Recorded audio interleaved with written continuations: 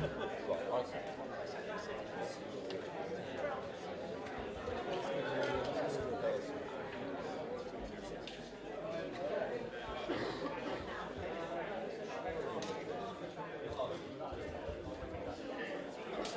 Let's imagine a chair and also frame up the doors.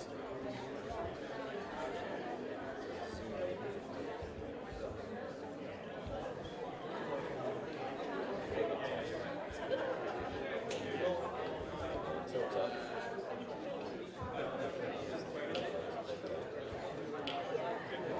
So imagine he's walking through the door there. Gently. Okay, let's just go back to position one. Yeah, that would work fine. Okay. So go back to the door there. So as you do that hand,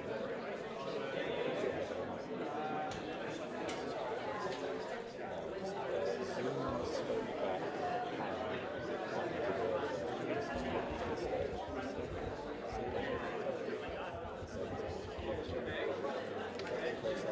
back to first position. Hold it there. Perfect, that's it. Something like that. And then frame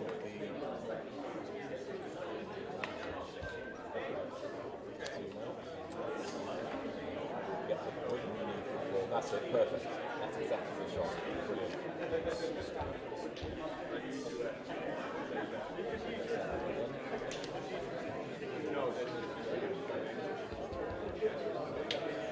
Just frame it so you've got what you need before.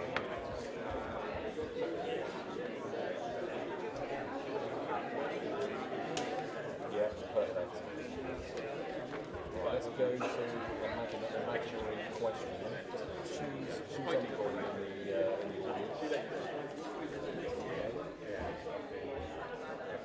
Check the flavors, what the flavors back and forth. Don't be afraid to turn the barrel.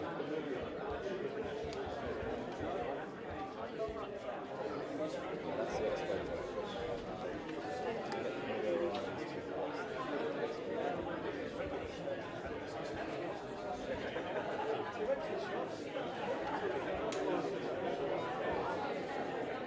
Okay, let's try another one. So further towards the front.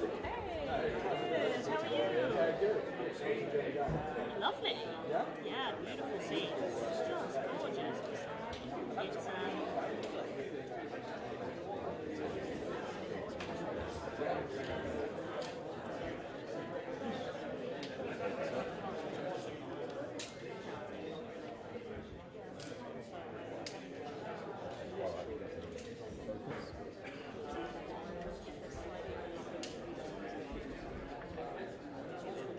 That's it. You can see the people come on. I've got people on this.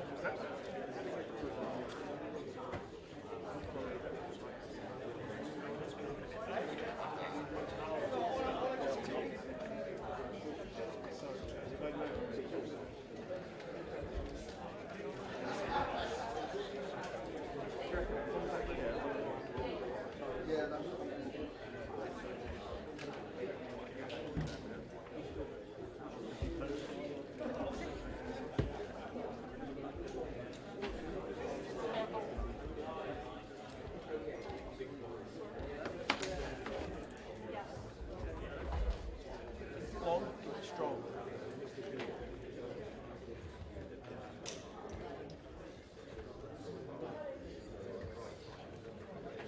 Joe, if I came here, is that a right pen?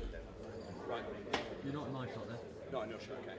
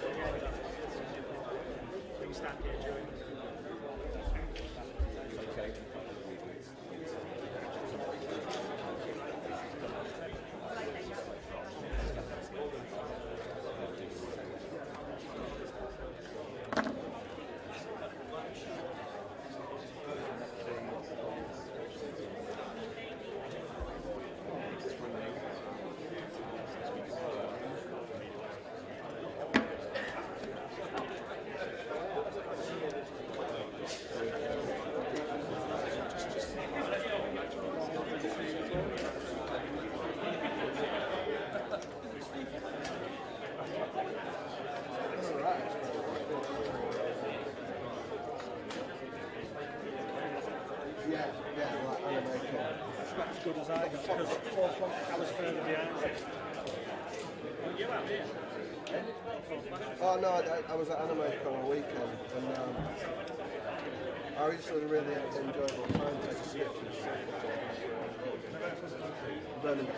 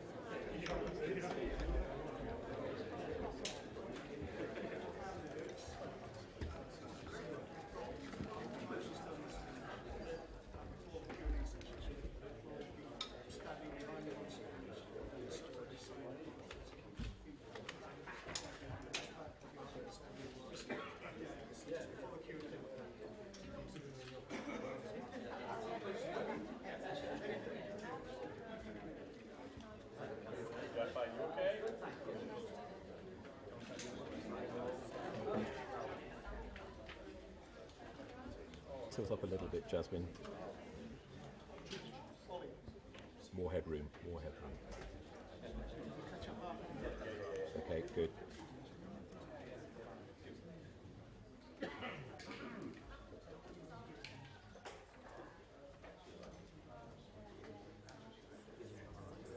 is going to be somebody speaking before I come through this door.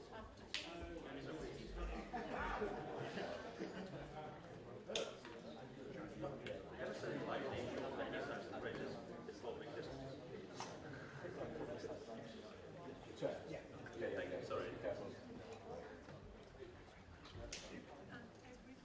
Okay. I assume you will. If that guy in the purple didn't sit down, can you just give him a nudge? Right where you are. Sound here. Ladies and gentlemen, Got sound. if everybody could sit down, that'd be good.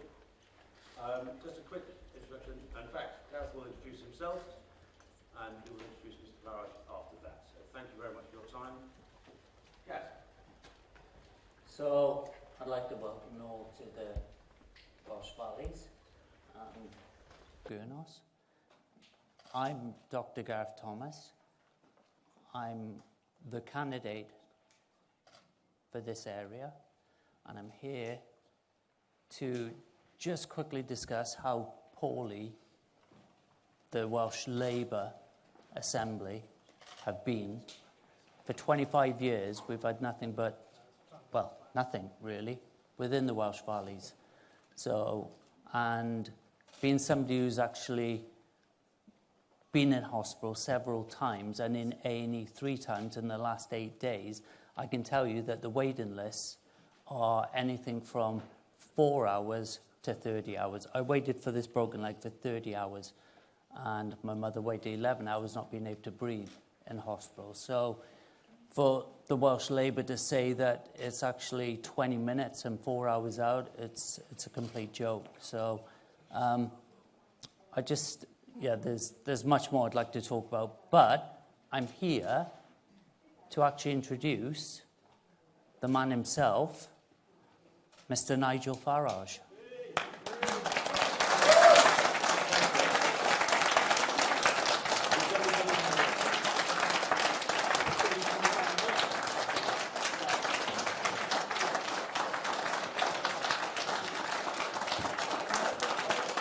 All right.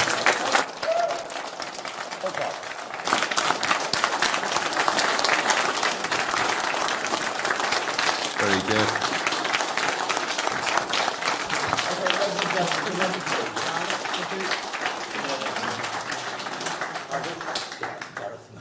Hello, very good. Nice Thank to you meet very you. much indeed. You're welcome.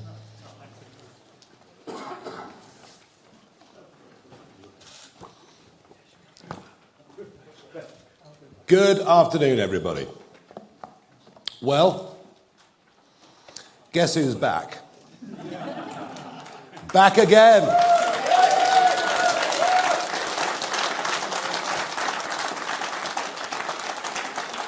I did not for one moment think I'd be standing here and doing this ever again, but I am, and I'm doing it. But I come out of retirement, and I'm doing it because I genuinely feel that Britain is broken, that nothing actually works anymore, that we're broken economically as our national debt explodes, as our debt repayments are now over £90 billion a year, interestingly, the same amount as the education budget. But of course, it's that generation that are going to have to pay for all of our mistakes for years to come. I feel increasingly we're broken socially, and it doesn't matter what crime statistics the government quotes at us, we all feel less safe on our streets. And I think we've reached a point now where most crime even goes unreported. And I'm in absolutely no doubt that we are in decline culturally.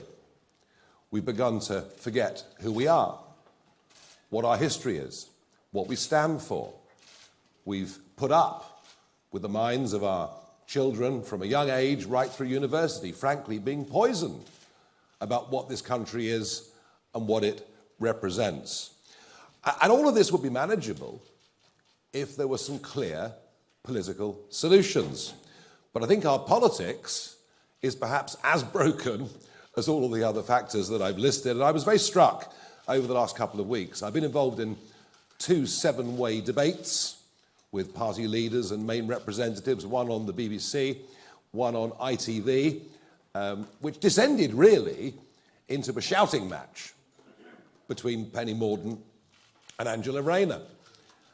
And yet, when you listen to what they were arguing over, it seemed to me that the more they argued, the more they seemed the same.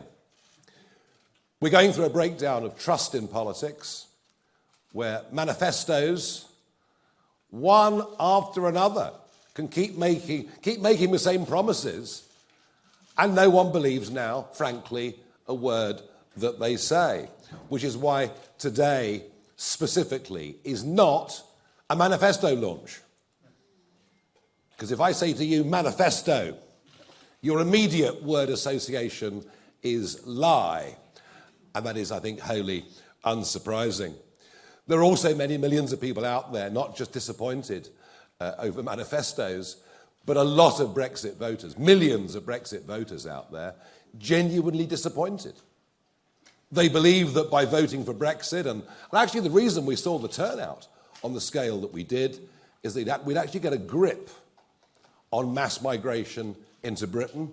We'd get back proper control of our borders, and none of that's happened. In fact, the very opposite has happened. So there are feelings of disenchantment there as well. They, of course, also run through our millions of small businesses who thought, well, at least the regulations, at least the rules will get easier.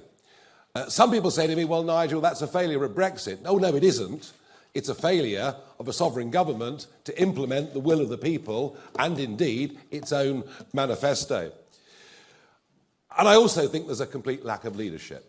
I'm not, going to say personally abusive things about Keir Starmer or Rishi Sunak. I'll leave that to the rest of the establishment to be rude about me, because I couldn't care less. It doesn't matter. I'm pretty used to it. I've even got used to people throwing things at me, but there we are. But there is a lack of leadership. People actually need some sense of being inspired, some sense of believing there's somebody up at the front that believes in what they say, says what they believe, and is going to show a way forward for the country.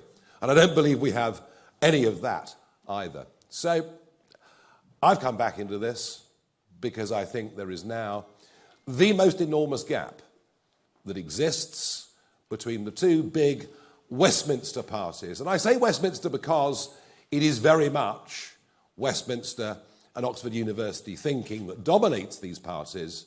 A huge gap between that and the conversations that I hear being had by families and people around the rest of the country. I could see it before the Brexit referendum.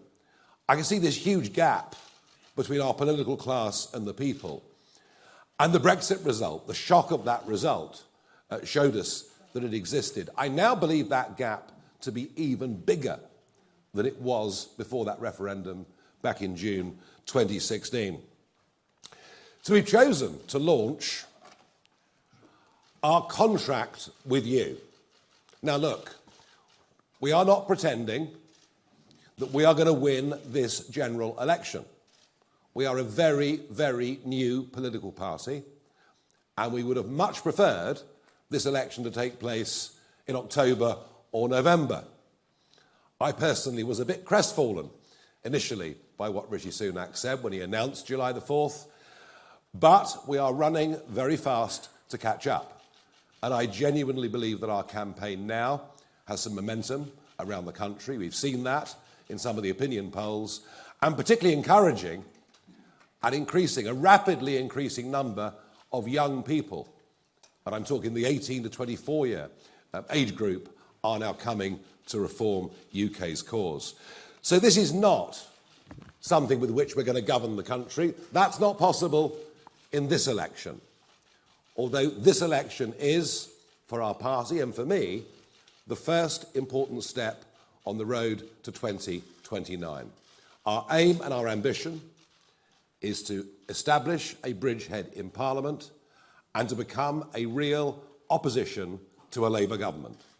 And I say that because I can't see Sir Ed Davey providing real opposition, because actually on many fundamental policies, the Liberal Democrats and Labour, frankly, don't vary very much.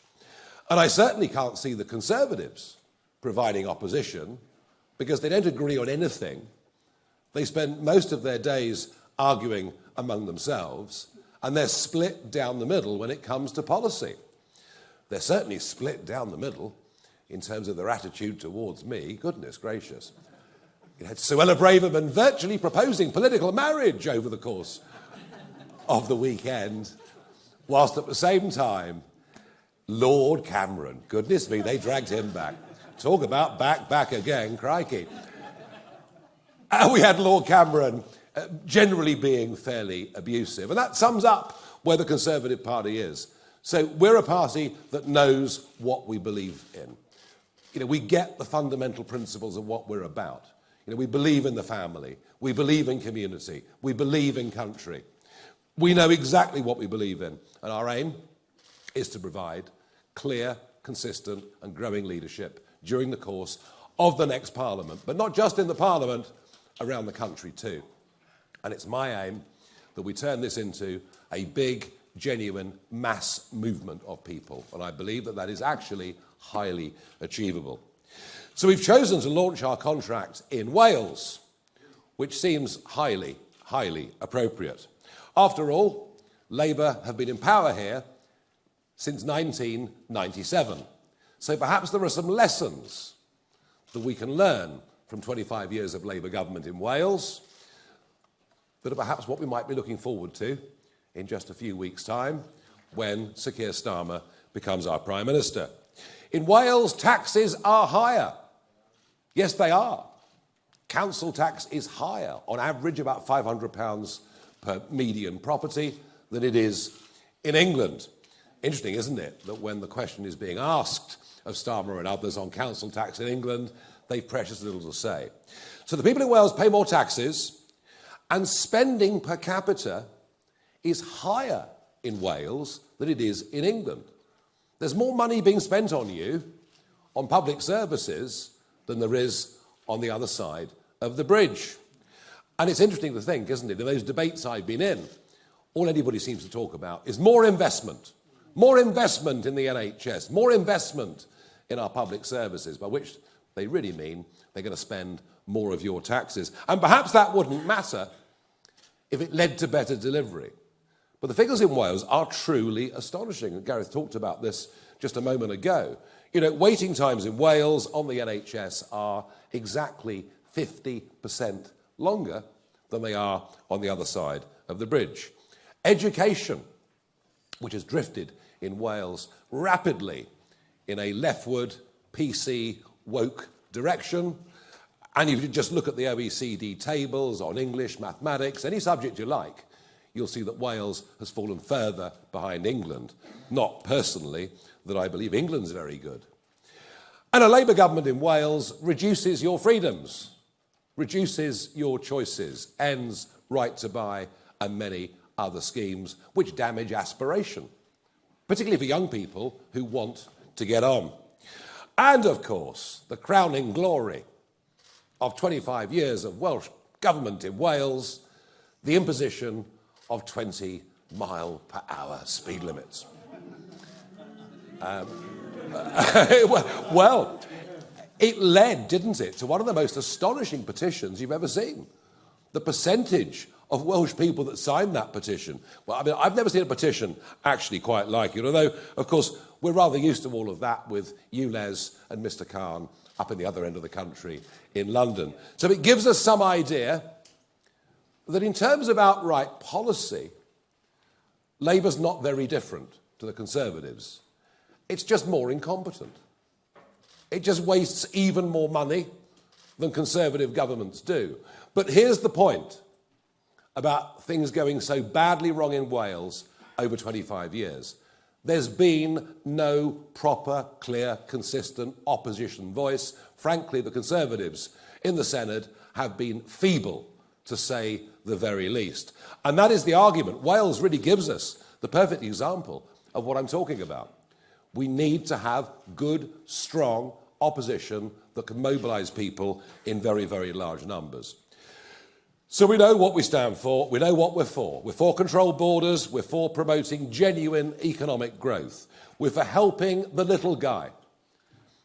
You know, millions of men and women out there trying to get on, trying to do their own thing, and yet a Labour and Conservative Party that only ever listen to the giant global corporates. We're about trying to restore some trust in politics. You might dislike what we say. You might not want to vote for what we say, but at least we do say what we mean.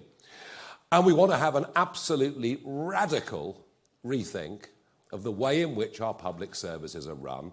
And yes, that does include the National Health Service. It's been very, very difficult to have any conversation about the NHS over the course of the 25 years that I've been involved in politics without someone pointing and screaming, you want to privatise it.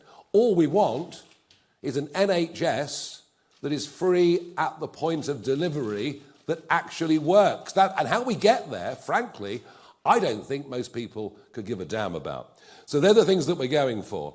And of course, we would like the state to take far less of our money than it's currently doing, and will go on taking more and more, I'm sure. I've said from the start, this should be the immigration election. I have no doubt about that. I think the population explosion, the impact that it's had on people's lives, is the dominant issue. How can you discuss NHS waiting lists without discussing the fact that the population has risen by 6 million people since David Cameron came to power back in 2010?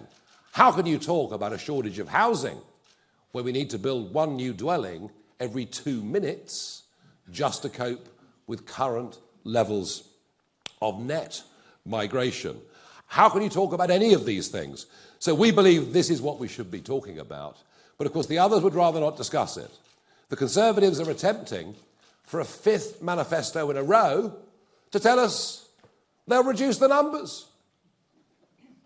But then they told us in 2010 and 2015 and 2017 they'd reduce net migration to tens of thousands a year. They promised in 2019, with Brexit controls, we'd massively reduce the levels of unskilled labour coming into Britain. Well, it's running at getting on for net 750,000 a year. And when you look at those that have come and stayed, it's incredible to think that 1 in 30 people on the streets of Britain today have come here in the last 2 years alone. Never before in history have we ever seen literally anything like it. And as for Labour, well, it's extraordinary that they launched their manifesto with their 6 key priorities, not even mentioning immigration, not even mentioning the impact on people's lives. So we want to have a proper, honest debate about it, and we believe that an overall freeze on net migration numbers is what we need for a few years to help us at least try to catch up. We also have to say it's only right and proper that you only get benefits in this country once you've been here for 5 years, obeyed the law and paid your taxes. Again, these are policies that are discriminatory in favour of British taxpayers and British people. If you go to work in Australia, you won't get benefits or dental care. You'll have to pay into the system for years and obey the law. We're doing what a good, sensible country should do, recognising that the first duty of a British government is to its own people and not to anybody else. And as far as Dover's concerned, well, I was going out into the Channel 4 years ago, day after day, filming the small dinghies coming, predicting that vast numbers would arrive unless we changed policy and started deporting people who came illegally, something, by the way, that we used to do up until 2010. You know, the last years of the Labour government, we were deporting up to 40,000 people a year who'd come illegally. We've lost our way. And part of the reason for that is a court in Strasbourg that's become increasingly activist. They've even interfered recently with the Swiss government, telling them they have an obligation under international law to maintain net zero policies. Well, the Swiss government have decided to ignore them, but we think the only way to really fully restore sovereignty, to decide who can come in, who can stay, is by leaving that European Court of Human Rights. It is completely out of date. It's not serving the purpose for which we signed up to back over 70 years ago. But of course, this all leads on to the cost of living crisis. Rents are up by, on average, 20 to 25% across the whole UK since 2021 alone. Is it any wonder, with an exploding population, that rents are going up? So a freeze on overall numbers would at least begin to reduce the pressure. And of course, one of the biggest bills that families face, and the lower your overall income is, the bigger this particular bill matters, it's energy. It's energy. It's whether you're filling your car or whether you're paying for your heating. And we have been following net zero policies, championed by Mrs. May, enthusiastically embraced by Boris Johnson, and now being virtually copied by the Labour Party. We're pursuing net zero policies that are self-destructive. Just look at what it's doing to industry.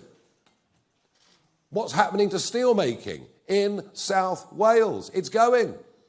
But somehow government thinks that's good because we reduce the amount of carbon dioxide that we emit. But we don't. We just export the production of that CO2 as the goods are made somewhere else. In this case, I'm particularly talking about primary, not secondary steel. And then we import the goods back into our country. So we want to get rid of the subsidies that are paid to green energy companies by loading taxes on the electricity bills of everybody in this country, and we've been doing this now for the best part of 20 years. But we also have to try and find out a way that people can be better off. National government, opposition, much of the media seems to want to bow down to the god of GDP. Our gross domestic product rose last year. Isn't that great? Well, if you massively increase the population, it's perhaps not surprising, with more people, that the overall size of the economy would grow. But here's the key. Coinciding with record levels of migration into Britain, we have now seen 6 consecutive quarters of GDP per head falling. We're getting poorer. The mass import of cheap, unskilled foreign labour may work for your big multinational company who want as cheap a labour as possible and couldn't give a damn about the social consequences, but it's not working. And we very much want to be a party that is on the side of working people. And that is why, and I think this is perhaps the most transformative thing in this document, which, by the way, has been so excellently worked on for months and produced by Richard Tice. He deserves the credit for this, not me.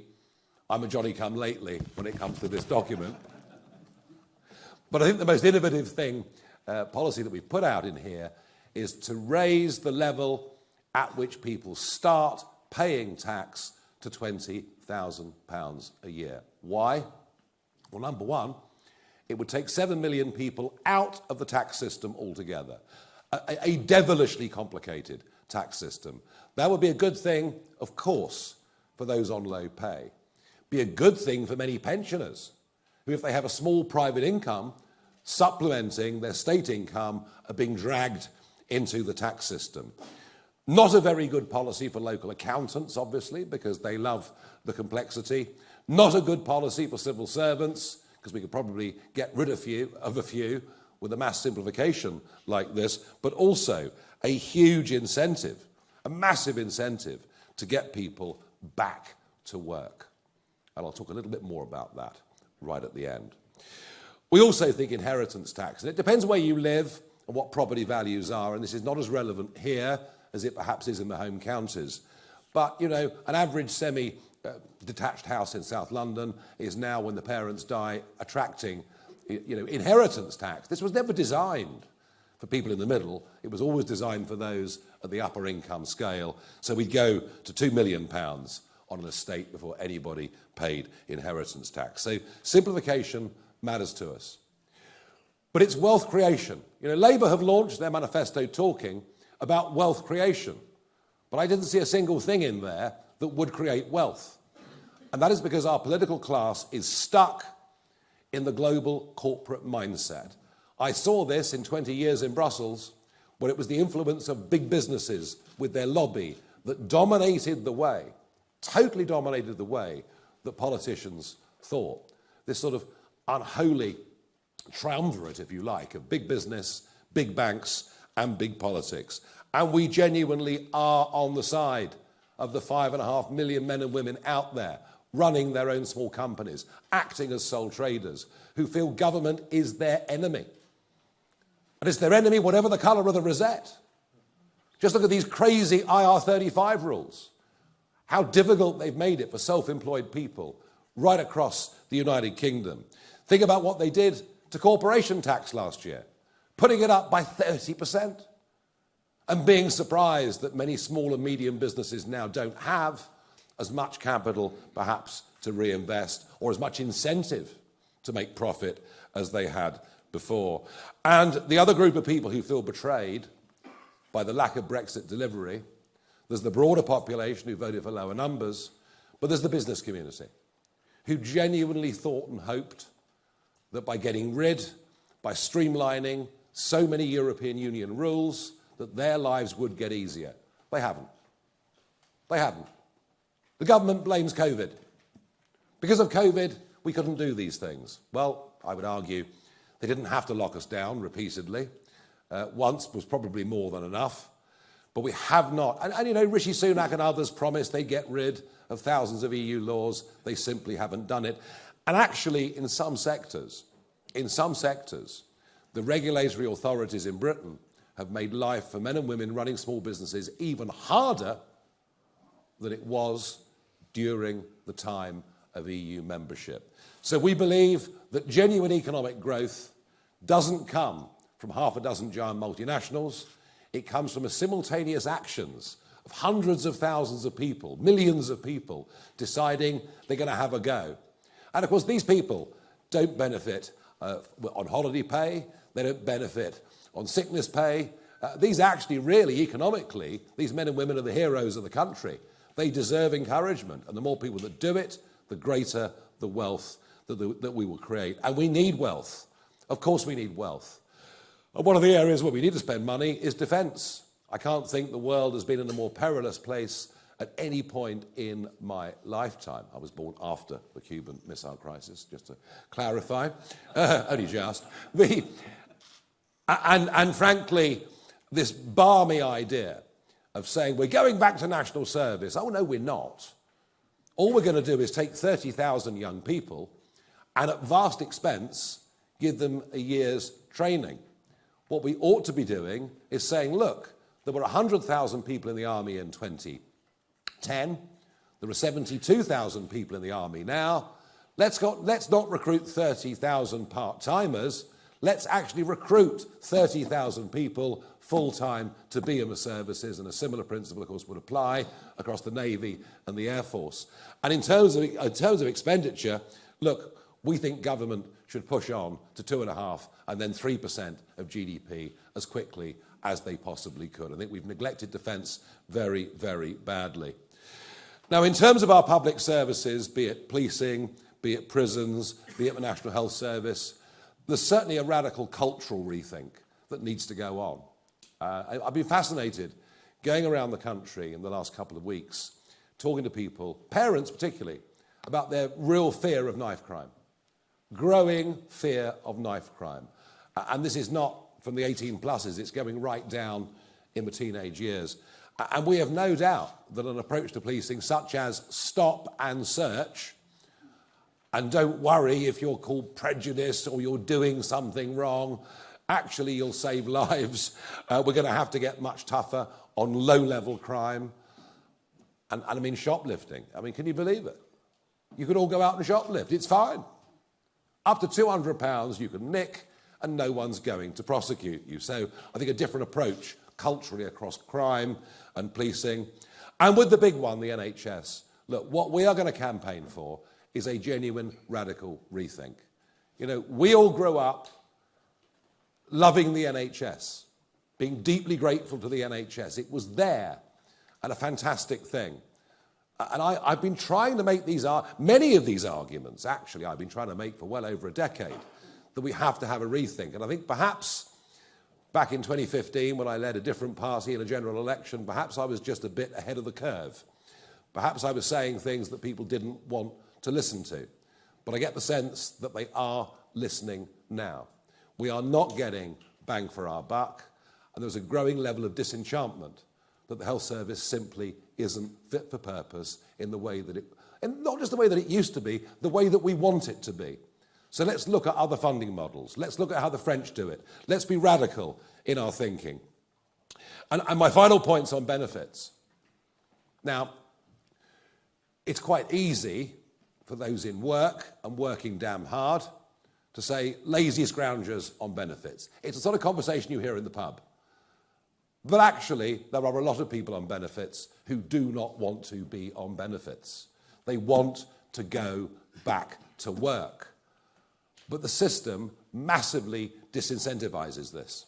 Because if they work for more than 16 hours a week, they start to lose the benefits, and they'll lose more benefits than they'll earn in going out and getting money. There is a trap, a benefits trap. And that isn't good for people economically, and it certainly isn't good for people psychologically. And that is where raising the level at which we start paying tax to £20,000 a year really, really matters. This is something that would make work pay.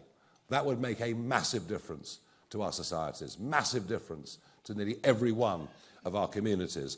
And of course, for those on benefits who see it as a holiday, quite extraordinary, isn't it, that you could have an online consultation and be signed off on the sick with depression. And that, by the way, I'm not knocking those that genuinely have mental health issues. Of course I'm not. But what I am saying, it's ludicrous that that can happen with an online consultation. And we want to make it clear that for people that are thought to be fit and able-bodied, once they've had 2 offers of a job, if they don't take one of those jobs, they lose their benefits. And I think, again, that is something that working people would agree with. That outlines the broad principles of our contract. As a party, we're unashamedly patriotic. As a party, we believe that British history is a great thing and should be taught properly and with fairness and with balance. But as a party, we're radical. We're radical in terms of the way we want to change public services. We're radical in terms of the way the education system in this country needs to operate. We're radical in terms of our simplification of the tax system. We're radical in terms of our view on issues such as the electoral system, the House of Lords, our right to a referendum. And you can be both. You can be traditional and radical at the same time. Because we're proud of who we are, but we feel at the moment politics and government isn't fit for purpose. We want real, genuine change to give us a better, brighter and stronger future. And I promise you all, this is step 1. Our real ambition is the 2029 general election. But this is our first big push. I've been back in this job for a couple of weeks. I sense we're doing really rather well. Thank you. Now, thank you. Now,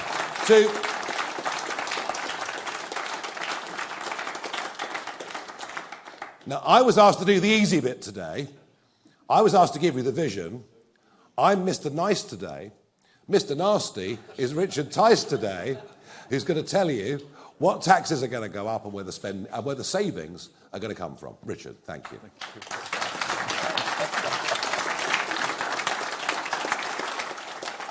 Thank you, Nigel. Thank you. Well, a very good afternoon. It's great to be here.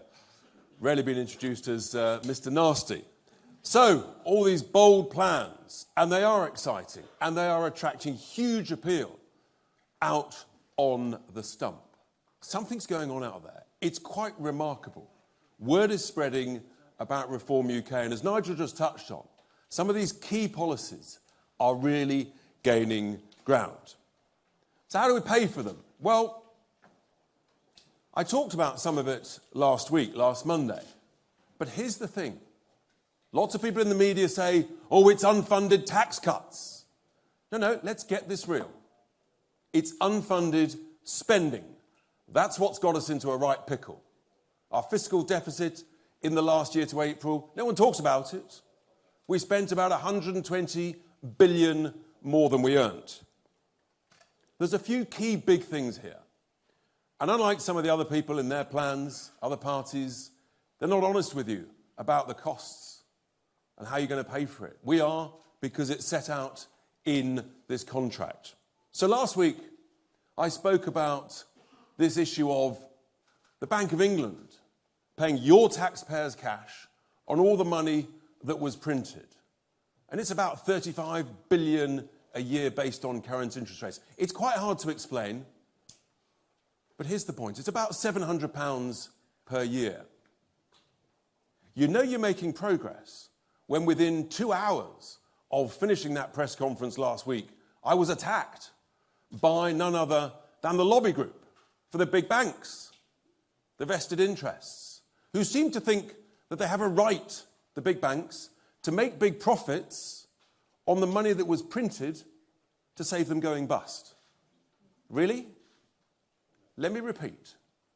We are the real party on the side of the workers, not the Labour Party, what I call the cafe latte Labour Party, that's on the side of big business. So that's the first thing. When they printed all this money, they didn't tell us that when interest rates went back up, it would cost us an absolute fortune transferring our money to the big city banks. They didn't tell us that, but that's what's happened. Unfunded spending. The second big item, of course, is the cost of net zero. So when Theresa May had a 90-minute debate back in, I think it was 2019, 90 minutes to sign up to net zero, put it in legislation, no one said, well, hang on, how much is this going to cost? What's the spending? The truth is, even if they had that debate, they wouldn't have had a clue. You've got people like the Climate Change Committee saying it's 1.2 billion. You've got the OBR saying it's 1.4 billion. You've got the National Grid, perhaps being a little bit more honest, saying it's 3 trillion. Sorry, those are trillion numbers. The numbers are so big. 1.2 trillion, 1.4 trillion. The National Grid says it's 3 trillion. Impossible to work out what that means. 3 trillion? I mean, is it 100,000 per household? No one talked about this spending, the cost to get there. Apparently it's going to save the planet and therefore the cost is irrelevant. Really? This is real money. This is real cash. And it's all of our cash. And apparently it's going to be good for the environment. Well, where I'm campaigning to be elected, one of the big debates is the implications, the consequences, which is happening now all over the country, of this drive towards offshore renewable energy, but you've got to transmit that electricity. How are we going to transmit it? Oh, I know. Big 50-metre pylons going hundreds of miles across the English countryside. How's that good for our environment? And who's going to pay for it? So all of those who voted for this, they didn't tell us that, did they? They didn't tell us how much it would cost and how much it would blight the English countryside, our environment.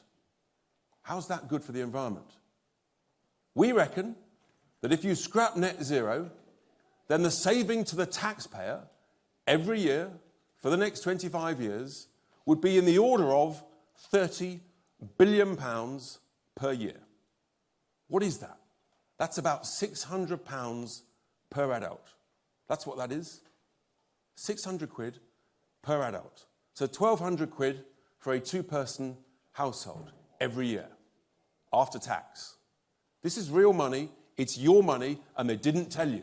They deliberately misled the British people about the cost implications of net zero. And as Nigel quite rightly said, all you're doing, you're not reducing global CO2, you're just shipping it somewhere else. And we're the mugs that are paying for it. And it's got to stop.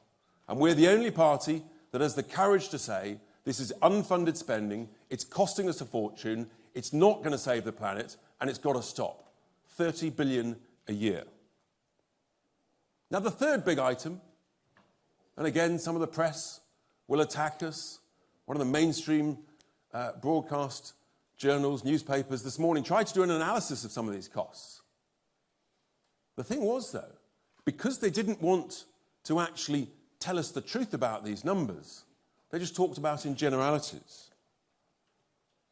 But we all know taxes have gone up to record levels, and yet the quality of the outcomes of public services has declined. That can only mean that we're spending money badly. If taxes had gone up and the quality of public services had improved no end and waiting lists had dropped to zero, you might say, well, money's being spent well. So when I talk about waste in public services, waste in public spending, particularly in things like the NHS, I always get contacted within a couple of days by nurses, anaesthetists, surgeons, doctors who say, Richard, thank heavens, someone is actually telling it as it is. The waste is everywhere. It's extraordinary. And I've got a very simple slogan. It's what we do in business. And we come from the world of business. We're fixers, we're sorters, we're doers, we make things happen. It's very simple. You've got to cut out the waste from the back office and invest it in the front office. That's how you grow a business. That's how you improve the surplus that you make. That's how you improve the quality of your product. And that's what we've got to do with the public sector. Instead, we learn that since about 2019, there's an extra 600,000 people working in the public sector, but productivity's gone down. So we have to be honest with people. And in the same way that all of us struggling with our bills at home, we're saying, well, I've got to save £5 in 100. But you've still got to pay the bills, the rent, the mortgage, the food. So you've got to buy more wisely. That's what we do in business. Nigel talked about small businesses. We're all looking at our bills. And in business, you say to your spending managers, folks, we've got to cut the cost, but we've still got to provide the product. So you've got to save £5 in 100. And bluntly, that's your job. And if you don't, you're fired. I know it's tough, but these are tough times. And when the going gets tough, guess what? The tough get going. That's the reality. And that's what's got to happen in the public sector. When they introduced the Equalities Act in 2010, and all well-meaning, well-intended things like diversity, inclusion, and equality, it sounds lovely. But they never told us about the cost of it, did they? They never said it's going to cost hundreds and hundreds of millions every year, and productivity is going to go down as you move towards mediocrity. So I simply don't accept the nonsense that's talked by those in the Treasury and in the main two parties who say you can't save any money in the public sector. It is utter nonsense. We know it's nonsense because of those extra 600,000 people. We know it's nonsense because the size of the cake that Nigel's talked about in the NHS, it's up to about 11% of the size of the cake, and yet waiting lists have gone down. That is the proof that we can spend money better. We can save money in the back office and invest it in the front office. And I know it sounds glib, but the numbers are big. But if you save £5 in 100 in wasteful public sector spending everywhere, the quangos, the commissions, the local authorities, the government departments, it soon adds up. It's 50 billion quid plus or minus. These are big numbers. Per adult, it's about £1,000 a head. This is real cash with which we can completely transform the way we run our economy, and as Nigel touched on, the tax cuts, in order that actually we can make work pay, we can make businesses grow, we can encourage risk-taking. Let's remember, the biggest risk in life is never taking one. That's what small business folk do. Those are the big savings. On top of that, if we get 1 million people off benefits back into work, there's huge billions of savings. Oh, another bugbear of ours, HS2. I mean, the Prime Minister scrapped the top end. Prime Minister, well, if you're going to do a job, for heaven's sake, just do it properly. Just scrap the rest of it. Billions more there. Foreign aid. We know there's huge amounts of waste in foreign aid. We could reduce the amount we spend on foreign aid, saving another 6 billion or so every year. These are huge savings. This is a completely different way of running our economy. I believe it's achievable. We know it's achievable. That's why we put this forward. And we know the current status quo, the main two parties tinkering at the edges, there's no growth. You can't tax your way out of this crisis. We've got to grow our way out of this crisis. And this, folks, is how you pay for it. We've got to stop paying the interest on the printed money. We've got to scrap net zero, and we've got to cut out the waste in the back office of the public sector and invest it in the front line. If we do these things, then we can make this country grow again. We can afford to invest where we need to invest, in growth, in tax cuts, in defence, and all the other things in this great contract. So I commend this to you. Reform UK commends this to you. This is how we pay for it. It can be done. No one's saying it's easy. Truth is, life isn't easy. But if you're not prepared to get tough with wasteful spending, then we are heading towards a very bad place. That's what we're about. That's what Reform UK is about. And that's why Reform UK is going up in the polls. Word is spreading. People love common sense policies and a common sense approach to what we do. I commend this contract to you. Thank you very much.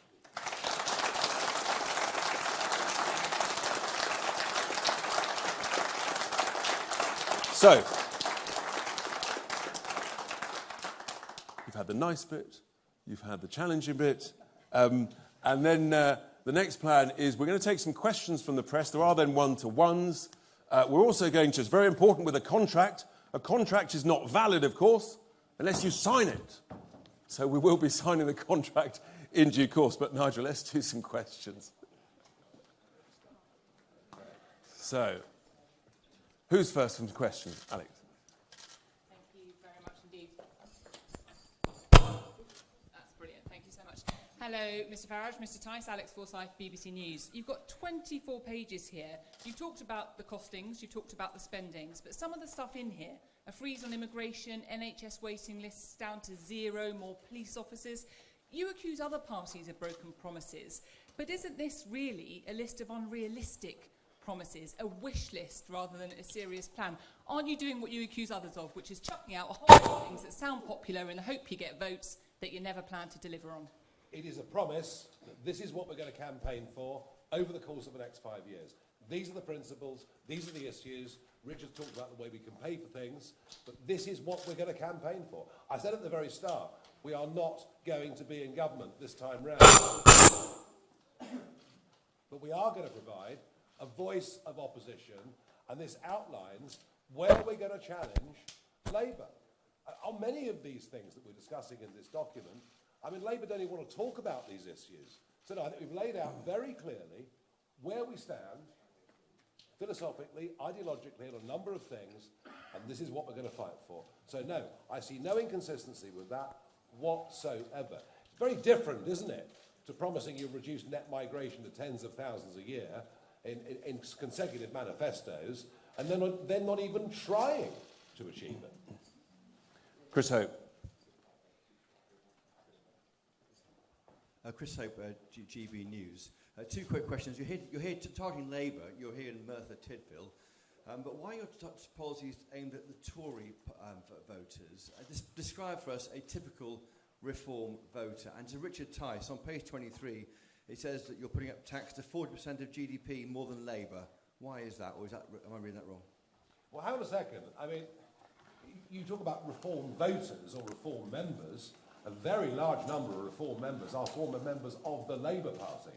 And they've been on that journey that millions did in this country, you know, from sort of 2010 on to now. I guess Lee Anderson being perhaps a very, very good example of that. And I think actually what we're talking about here in terms of giving those at the lowest end of the income scale or those trapped on benefits, we're trying to find some answers, some solutions and things we can campaign for to try and make lives absolutely the best they can be for those at the bottom of the spectrum. Now, whether you regard that, Chris, as being a Labour policy or a Tory policy, I don't know. We just take the view that it's a right policy, it's the correct policy. And I actually think, what's interesting is immigration, the subject's always considered to be a right of centre debate. Across Europe, increasingly, it's something that parties on the left of politics are talking about as well. So I don't think it's sensible to pigeonhole much of what's in there as being Labour or Conservative, but I do believe, as Richard said, there's an awful lot of common sense. And these are the things we're going to campaign for, and I think they're going to gain widespread, considerable public support. Thank you. Just on your second point, Chris, yes, there's a simple expression here, which is that smart tax cuts that create growth pay for themselves over and over and over. And if we get higher growth, then guess what? You get higher tax revenues. And the compounding effect of that over a 5 to 10 to 15-year period is absolutely massive. And there's not enough discussion in this country about the benefits of growth. And there's no idea from the main two parties about that. So what we put in there is an estimate. If you grow the economy by an extra 1 to 1.5%, then the extra revenues, tax revenues, would be about 10 billion. Look, that's the reality. We've got to talk about growth and the benefits. Who's next? Sam Coates. Sam Coates, Sky News. Mr Farage, in your contracts, you're proposing to spend an extra £141 billion every year. That's about 30 times the amount that Labour are going to spend, or so they're going to spend, 10 times the amount the Tories, 3 times the amount that Liz Truss promised to spend. You did say that you weren't going to win the next election, but the scale of this, it's deeply unserious, isn't it? That's right, it's radical. It's fresh thinking. It's outside the box. It's not what you're going to get for the current Labour and Conservative parties, who are virtually indistinguishable, frankly, from each other. Is this radical fresh thinking on economics? Yes. Is it radical fresh thinking on constitutional change? Yes. Is it very radical change on the way our education system is currently bringing up our young children? Yes. Britain is broken. Britain needs reform. That's what we're here for. That's what we're trying to do. And Richard has also suggested some very interesting radical changes to pay for it. We're unashamedly radical. We want change. This isn't working, and nobody has got political arguments in this election it's basically more of the same. It is going to be a Labour government. We all know that. I said that 2 weeks ago when I came back, when Richard passed me the ball or the hand grenade that was fizzing or whatever it was. And I said that 2 weeks ago, that Labour are going to win. This is about who the opposition's going to be. And what we're talking about is what we're going to fight for over the course of the next 5 years. So, no, there's no rowing back from me, no apologies from me on this whatsoever. This would represent a fundamental transformational change within the British economy. But to be clear for those who are watching on the live stream, Sam, yes, there's some series of spendings, costs, but we also outline all of the savings that I've just touched on there. So it's very important that you look at both sides of the coin. As Nigel says, it's not working. People are getting poorer. Unless we change course, we are heading towards disaster. That's the point. Who's next? Yes. Hi, Emilio from Politico. I've got a question for Mr Farage. One of the main criticisms of you is that it's all well and good being a kind of protest voice, because it's not that hard, but governance and even leading the opposition, like you're saying you want to do, is actually a much more complex thing. It requires delicate management, it requires negotiation and compromise. And although you might not like their decisions, Rishi Sunak and Keir Starmer, they both have experience running enormous, complex organisations that require some of that compromise and negotiation. What do you say to people who might like you and think that you talk a lot of sense, but don't believe that you've got the attitude or the skill for the compromise and management required to be an actual opposition leader or even PM rather than just a protester? All right, well, look, I think, we all have our personalities. Yes, of course, I'm fairly decisive. I have an opinion. Doesn't mean I don't listen. Doesn't mean I don't change my mind. Doesn't mean I don't respect others. Doesn't mean I can't work as part of a team. And many people I work with in politics, I've worked with for many, many years. So I understand the point about compromise. But equally, you have to have a vision. You have to have a goal. And I've had that. I mean, this time 30 years ago, I was campaigning in the Eastleigh by-election in Hampshire, all right? And I did it not because I wanted a career, far from it. In fact, in the end, I gave up a good career because I wanted to pursue goals. I wanted to pursue things that I believed in. And I'd come out of retirement to do this for a similar reason, albeit it's not, as some would see it, the narrower point of self-government outside the European Union, although I never believed it was, but some saw it that way. This is about the way in which the country is run, the way in which the country is managed. So, yes, I can compromise if I need to. But I also think I've had some long-term views of politics, of society that have been right. So yes, I'm very confident. I'm very confident in what I say and what I believe in. And I think to give leadership, you actually need to have that. I'll take a couple more. Yes, the lady there. Hi.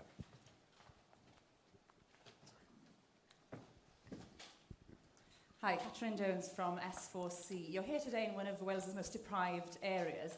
Are you giving people here hope at this election, or is it just a list of things to hate, from immigration to devolution? That question is very closely linked to the previous question in this sense. This is not a protest document. This is not a protest vote. And it's been a common misconception with all the campaigns that I've run over the years. I remember sort of in 2011, 12, 13, you know, every by-election we'd hear, well, that was a shock result for UKIP. The protest vote is growing.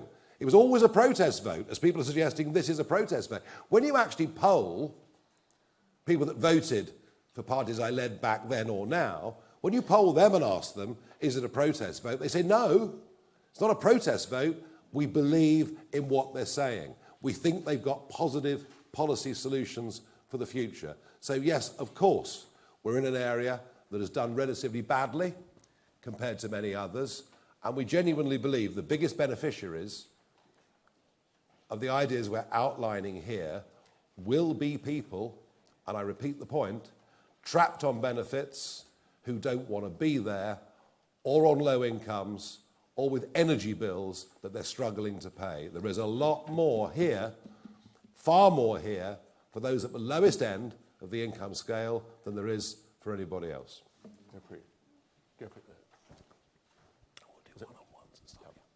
Hi, thank you. Gurpreet Narwan from Sky News. You say you want to find £50 billion of public sector waste every year. That's an enormous figure. Where exactly do you plan to find those savings? And is this just code for cuts to public services? Well, cuts to public sector, I mean, frankly, they're never in the office anyway, are they? I mean, it's work from home. You know, pop into Whitehall a couple of days a week. No, I mean, Richard's made the point at length, eloquently earlier. If you're running a company and things are tight, you say to your managers and middle managers, right, I'm sorry, this is the way it is. You've got to cut £5 in 100. In fact, in tough times, it might be £10 in 100 or £20 in 100. And you have to find a way of doing that without affecting the product that we're selling to the public. This is not unrealistic in any way at all. And the sheer bloating of the quangos, the bloating of the civil service that has taken place even since, well, let alone since 2016, since 2019, is just astonishing. And that's what we've had with the Conservative government. We've had big government, we've had restriction of individual choices, we've had high taxation, record immigration, and all we're going to get with Labour is more of the same. So, yeah, some of these things we're proposing are tough, but look, you know, the accumulated national debt is now 2.7 trillion. It was just under 1 trillion when the Tories came to power. We simply cannot go on like this. We're skint. I mean, who else would dare say that in this campaign? We're skint. We're in real trouble.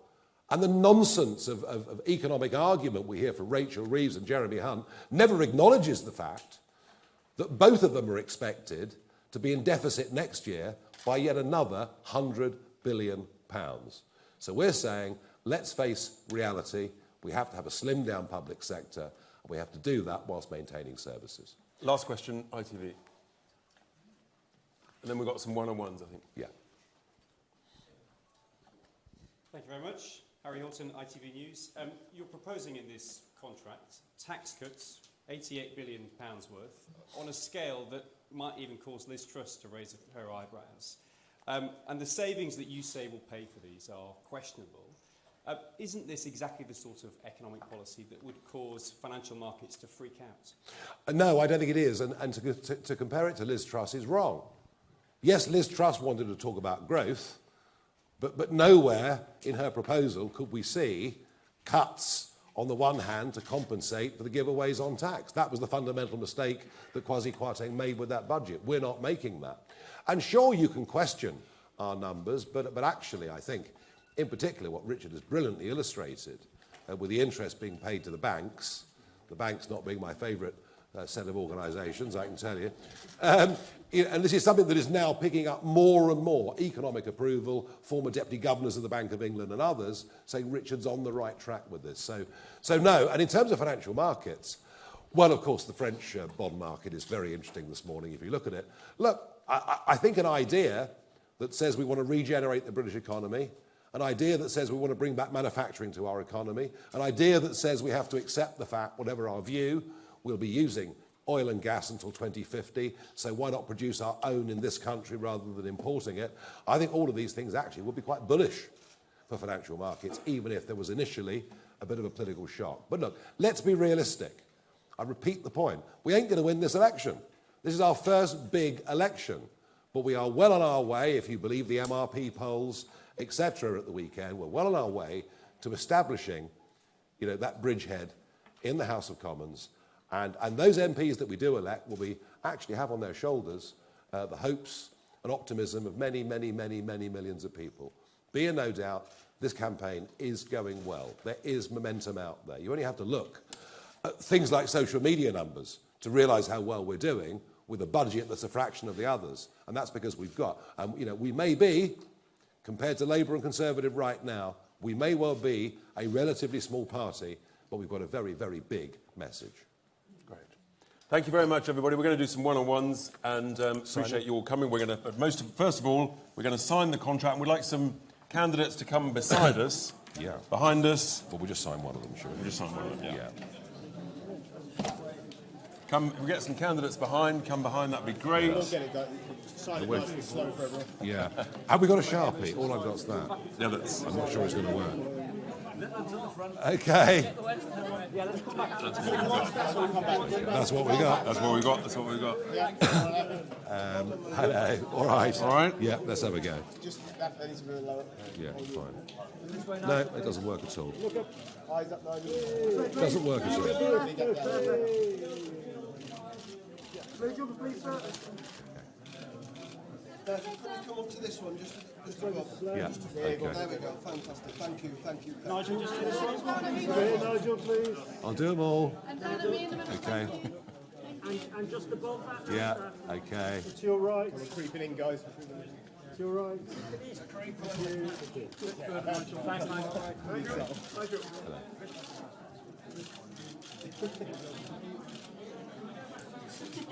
Guys, it's all got back. It's all got back. Right. Okay. Well, that's good. Well, that's no good. That's great. But there's no point. We're not all going to sign it. But we'll do it downstairs. Right. Okay. Very good. The wiggly hand. There we are. The guy with the wiggly hand gets it, doesn't he?